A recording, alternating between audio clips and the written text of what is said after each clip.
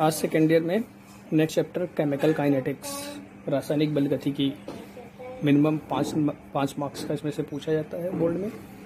चालू करेंगे। आप लोगों के 2 चैप्टर कंप्लीट हो चुके हैं, सॉलिड और सोल्यूशन।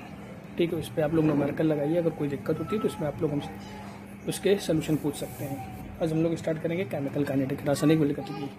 इसमें हमको किस चीज़ के बारे में पढ़ना है? इसमें हमको रिएक्शंस के बारे में पढ़ना है।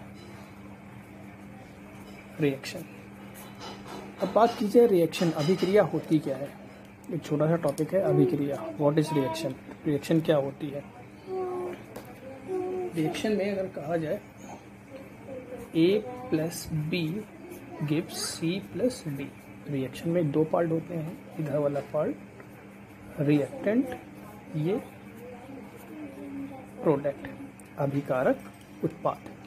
ठीक है, तो रिएक्शन में पॉइंट ये बताया जाता है 2 या 2 से अधिक पदार्थों को मिलाया जाए, जब कोई नया पदार्थ बन जाता है तो यह क्रिया अभिक्रिया कहलाती है। 2 or more than 2 substance are added and form new product called reaction. ठीक है, ये रिएक्शन होता है। अब अगर रिएक्शन में बात की जाए कि जैसे कभी कभी कहा जाता है रिएक्शन की रेट बढ़ गई है, रिएक्शन की रेट घट गई है। हिंदी में कहते हैं रिएक्शन का वेग या दर बढ़ गई है, दर या वेग घट गया। तो मतलब क्या होता है? रिएक्शन की रेट बढ़ जाने का मतलब रिएक्शन फास्ट हो रही है, रिएक्शन की रेट घट जाने का मतलब रिएक्शन क्या हो रही है? स्लो हो रही है। तो ये दोनों चीज़ें जो इफेक्ट डालेगा वो कहाँ डालेगा? रिएक्टेंट में इफेक्ट डालेगा। ये दोनों का कॉम्बिनेशन तेज होगा तो प्रोडक्ट जल्दी बनेगा, रिएक्शन फास्ट होगी। अगर कॉम्बिनेशन धीमे होगा तो रिएक्शन, ये प्रोडक्ट धीमे बनेगा, रिएक्शन क्या होगी? स्लो होगी। तो कुल मिला के बात की जाए, इसमें हमारा जो नेक्स्ट टॉपिक है वो है रेट। इसी को हम वेग कहते हैं या दर कहते हैं। ठीक है, और रेट जो नॉर्मली इसमें इफेक्ट डालेगा वो रिएक्टेंट पे डालेगा, क्योंकि रिएक्टेंट अगर जल्दी कंबाइन करेगा तो रेट इंक्रीज करेगी, प्रोडक्ट जल्दी बनेगा। रिएक्टेंट धीमे कंबाइन करेगा तो रेट डिक्रीज करेगी और रिएक्टेंट क्या बनेगा? धीमे बनेगा। सॉरी, प्रोडक्ट क्या बनेगा? धीमे बनेगा। तो अगर रेट की बात की जाए तो रेट हम कैसे मानते हैं? एक रिएक्शन है, रिएक्टेंट गिव्स प्रोडक्ट। तो इसमें जो रेट की डेफिनेशन बनती है, change in concentration, change in concentration per unit time called rate of reaction. एकांक समय में अभिकारक की सांद्रता में परिवर्तन अभिक्रिया की दर कहलाता है। अब डेफिनेशन से अगर इसको एक्सप्लेन करें, कई जगह इसी रेट को ऐसे भी दिखलाते हैं, dr/dt। ये कब दिखलाते हैं अभी आगे बताएंगे। ये एवरेज रेट के लिए होता है, ये इंस्टेंटेनियस रेट के लिए होता है, ताक्षणिक दर और औसत दर क्या होता है ये भी आगे एक्सप्लेन करेंगे। तो डेफिनेशन अगर हम समझें, क्या कह रहा है? एकांक समय में, अगर हम समय क्या ले रहे हैं? एक ले रहे हैं। एकांक समय में अभिकारक की सांद्रता, ये जो साइन होता है सांद्रता का होता है, सांद्रता में परिवर्तन क्या कहलाता है? अभिक्रिया की दर कहलाता है। चेंज, ये चेंज का साइन है, change in concentration per unit time, पर मतलब 1 unit time called rate of reaction. क्या डेफिनेशन होगी? Change in concentration per unit time called rate of reaction. एकांक समय में अभिकारक की सांद्रता में परिवर्तन अभिक्रिया की दर कहलाता है। ठीक है, अब अगर रेट की यहाँ पे यूनिट देख लें तो यूनिट क्या निकल के आएगी? तो आर कंसंट्रेशन की यूनिट क्या होती है? मोल पर लीटर। टी को हमने टाइम ही रखा तो यूनिट क्या हो गई? Mole litre inverse time inverse. Graph अगर देखा जाए तो रेट और टाइम के बीच, तो जैसे जैसे टाइम इंक्रीज करेगा रेट क्या हो जाएगी? डिक्रीज कर जाएगी। ग्राफ कैसा आएगा? ग्राफ, ये ग्राफ आएगा। ठीक है, टाइम अगर इंक्रीज करेगा तो रेट क्या करेगी? डिक्रीज करेगी। जितनी देर में रिएक्शन, जितना टाइम लगेगा उतनी देर में रिएक्शन मानी जाएगी हो रही है, तो ये हमारा क्या हो जाएगा? ग्राफ हो जाएगा। इस पर एक न्यूमेरिकल, अब इसके बाद इसमें सबसे पहले एक न्यूमेरिकल देखेंगे इसी रेट के बेस पर।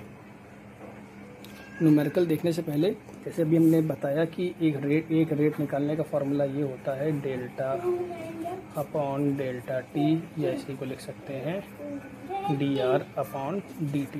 एक रेट निकालने का तरीका और होता है r, जैसे मानते हैं रिएक्टेंट गिव्स प्रोडक्ट है तो r = Kr। ये रेट निकालने का तरीका हम लोग ने कहाँ पढ़ा था? फर्स्ट ईयर में पढ़ा था, केमिकल इक्विलिब्रियम में, लॉ ऑफ मास एक्शन में। लॉ ऑफ मास एक्शन, द्रव्यानुपाती क्रिया का नियम पढ़ा था। उसमें आगे जो मोल होता था वो इसकी पावर में चला जाता था। तो ये भी अभी आगे डेरिवेशन में यूज होगा। तो एक न्यूमेरिकल टॉपिक देखते हैं।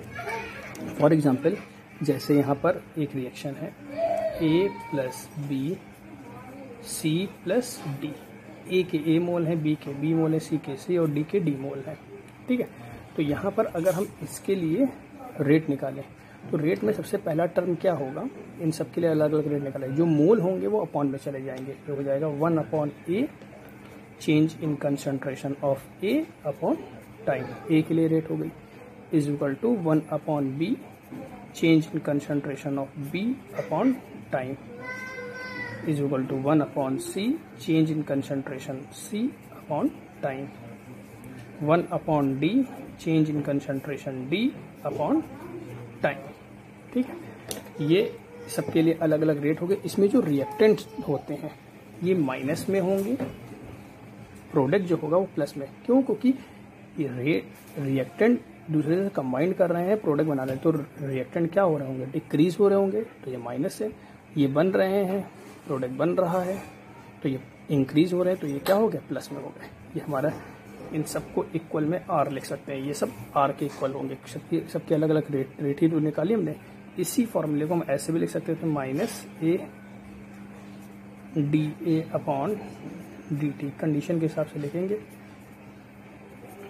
dB upon dt 1/C dC upon dt is equal to 1/D D upon dt। ठीक, इसी रूल को हम ऐसे भी लिख सकते थे, -1/A, ये रेट हमने किसकी निकाली है, ए की, तो उसको लिख सकते हैं RA 1/B RB 1/C RC 1/D RD। तो ये रेट निकालने का तरीका होगा। इस पर क्वेश्चन कैसे पूछा गया था, एक ऑब्जेक्टिव क्वेश्चन आया था। फॉर एग्जाम्पल जैसे दिया है H2 + ½ O2 H2O। अब क्वेश्चन ये पूछा था इन दोनों के बीच रेट बतानी थी, तो क्या होगा, तो इन तीनों में से हम कोई भी निकाल सकते हैं। ठीक है, अब जो ऑप्शन में दी हो उस हिसाब से हम निकालेंगे। तो यहाँ पर हम इसको लिख सकते हैं -RH2 is equal to 2RO2 is equal to RH2। ये हमारा एक सोल्यूशन हो गया। तो इन दोनों के बीच रेट यारी अगर हम डी वाली निकालते, -2DO2 upon dt is equal to DH2O upon dt। अब देखो इसमें यहाँ पर तो कोई मोल है नहीं, यहाँ पे ये मोल थे तो ये अपॉन में जाएंगे, मोल कहाँ जाएंगे, ऊपर आ जाएंगे। ठीक है, अब क्वेश्चन इस पे कैसे पूछा जाएगा। फिलहाल इसमें जो एक बार क्वेश्चन हुआ था बोर्ड में, ये इक्वेशन दी थी, इन दोनों के बीच हमको रेट बतानी थी, ये ऑप्शन दिया हुआ था, तो ये ऑप्शन हमारा क्या होगा, सही होगा। अब इसमें क्वेश्चन कैसे, न्यूमेरिकल कैसे बनेंगे, इनमें से किसी एक की रेट दे देगा, मान लो इसकी रेट हमारी दे दी, इन दोनों की रेट हमको फाइंड करनी है। ठीक, इसकी रेट गिवन है, इन दोनों की रेट हमको फाइंड करनी है। तो क्या करेंगे, इन दोनों को इक्वल करके पहले इसकी रेट निकालेंगे, फिर इसको इक्वल करके इनकी रेट निकालेंगे। इस तरह से क्वेश्चन सॉल्व होगा। एक क्वेश्चन देखते हैं, जैसे ये क्वेश्चन यहाँ पे है, in the reaction 2A gives product concentration A decrease from 0.5 मोल पर लीटर टू 0.4 मोल पर litre in 10 minute, find rate of reaction during this time interval. Question कह रहा है एक रिएक्शन है 2A गिव्स प्रोडक्ट। ठीक है, इसमें ये कह रहा है कि A की जो सांद्रता है 0.5 मोल प्रति लीटर से गिरकर 0.4 मोल प्रति लीटर हो जाती है, कितने समय में, 10 मिनट में।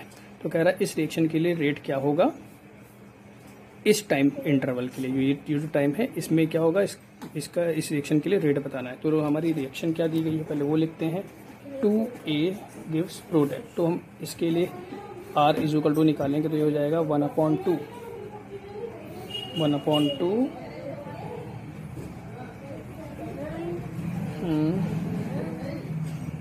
T रखें या डेल्टा रखें, A/ΔT। ठीक है, ये हमारी क्या हो गई, इक्वेशन हो गई।